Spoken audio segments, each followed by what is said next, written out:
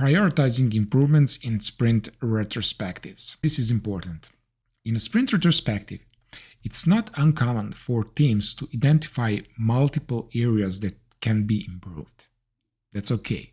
While it's exciting to have a wealth of growth opportunities, it's crucial to approach these improvements strategically and avoid the trap of trying to tackle everything at once. Now, here are some advice on how to handle multiple improvement ideas and prioritize them effectively. So limit the number of focus areas. To avoid spreading the team's resources and attention too thin, limit the number of improvements areas to focus on a given sprint. Select 1, 2, or maybe 3 key areas to prioritize.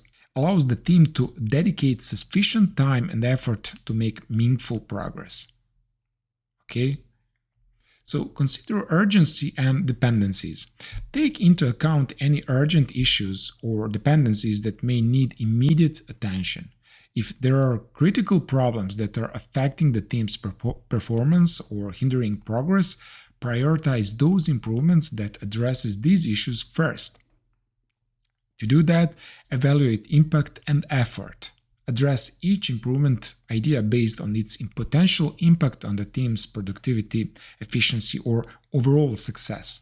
Consider the effort required to implement the improvement as well, because this evaluation will help you understand which improvements might have the most significant positive effect with reasonable effort. And of course, start with low-hanging fruit. So look for improvement ideas that require minimal effort but yield noticeable results. By addressing these low-hanging fruit first, the team can experience quick wins and build momentum for further improvements. Involve the team in prioritization.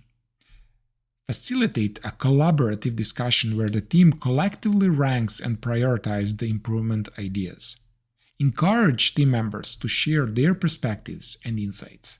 This ensures that the prioritization process is transparent and inclusive, fostering a sense of ownership and commitment among team members.